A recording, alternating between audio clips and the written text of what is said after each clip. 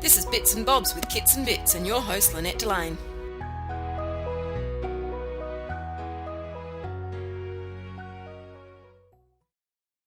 And that's where I think it became really clear to us together just how much that chicken and egg relationship happened in the process of the client agreement, because I work with business processes in my business and helping people document those decisions, those points of absolutely what happens and what happens if that happens, and then where do they go from there.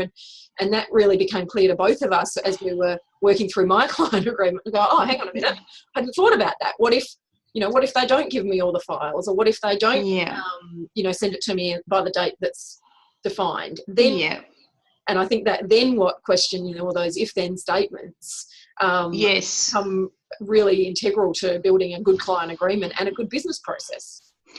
And those, if that happens, then what happens? Those are really telling questions for your own business development. So you would then sit back and say, right, well, if that actually happened, this is what I can handle, this is what I can't handle. So we will then you'll look at how you're conducting the whole process.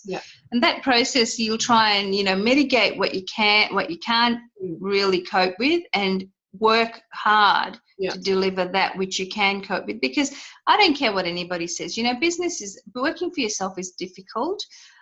It's demanding.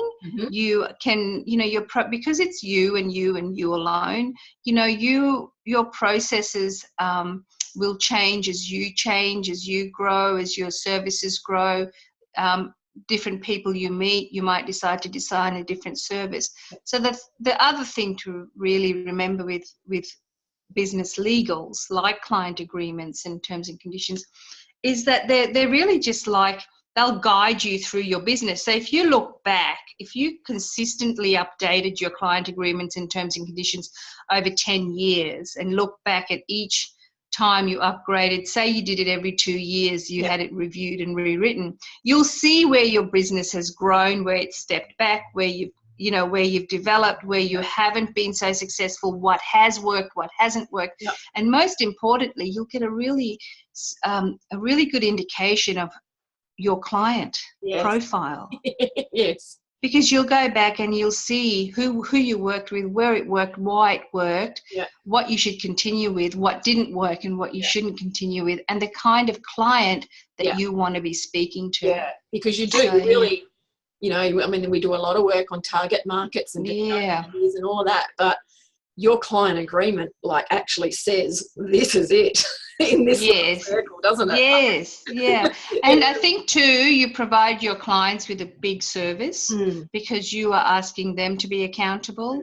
You're also playing by example, saying that I'm going to deliver, but you must as well. And this is the rules. So this is the ground rules.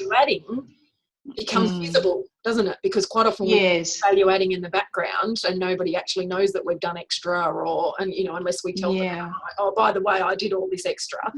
But when they can see, oh, this is in the terms and conditions, or this is in the client agreement, oh, but actually they've also delivered all of this. It's much clearer.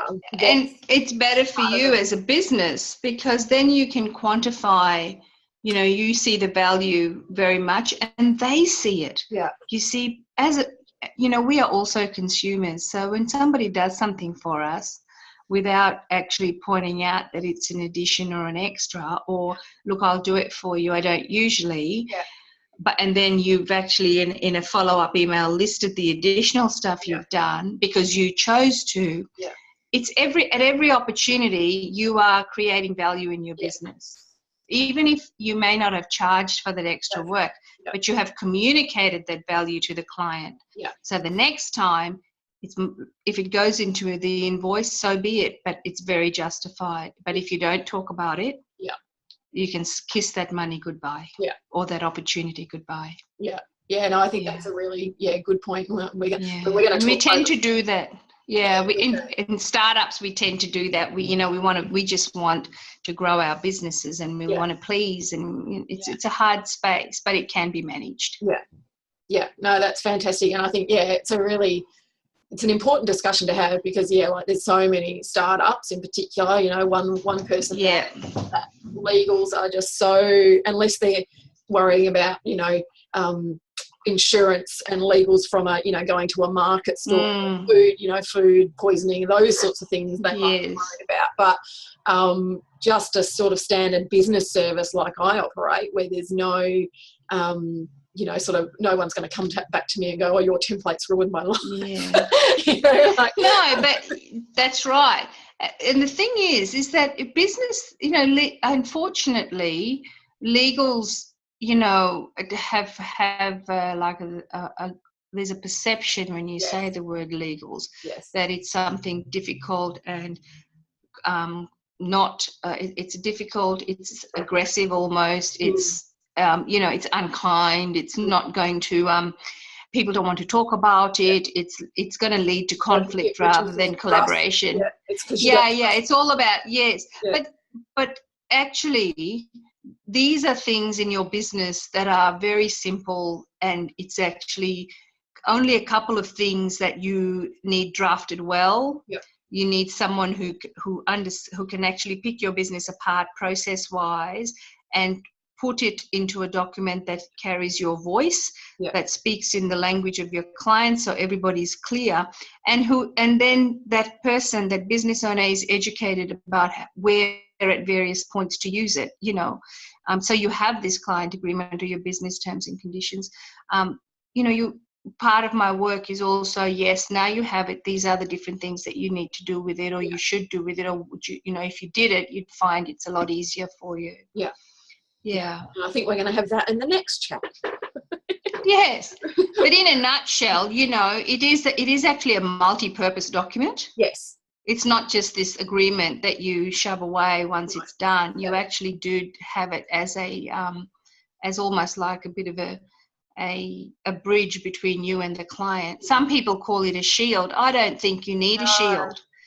What people need is a bridge or a tunnel connecting you, because difficulties will arise, miscommunication will happen, misinterpretations will happen. We are human, so especially you just when we're need via email and social media. Yes, so best having your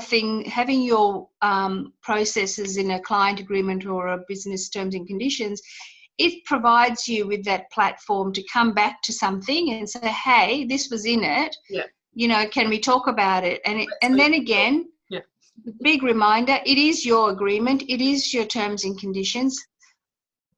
You can change it. You can waive it. You can choose to say, I'm going to waive this part of it because you have special needs, but you need to know how to do that. You need to be confident in yourself that it's going to be okay. Cool. Fantastic, Shalini. Thank you so much for having that chat with me. You're welcome. We're going to have another chat about where we should put all these legals, and then another chat further down the line of pro bono agreements, which we're both very excited about. Okay, cool. I look forward to it. Thank you so much for having me, Lynette, and beautiful chatting to you as usual. As usual. Well, thanks for chatting with us today. I hope that we've added a few bits and bobs to everyone's business knowledge so that they can spend less time on the administration of their business and more time doing what they love. So thanks again, Shalini. Thank you. See you again. Thanks. Thanks for joining me for Bits and Bobs, an interview series for new business owners looking to avoid the pitfalls that we who have gone before have either already fallen into and climbed out of, or managed to skip over altogether. Please subscribe and watch other episodes where I, along with other business owners, dive into some less talked about and sometimes tough subjects, highlighting some of those I wish I had known topics so that you can get your business going faster and easier. You can find my guest details in the show notes or on my website, kitsandbits.com.au.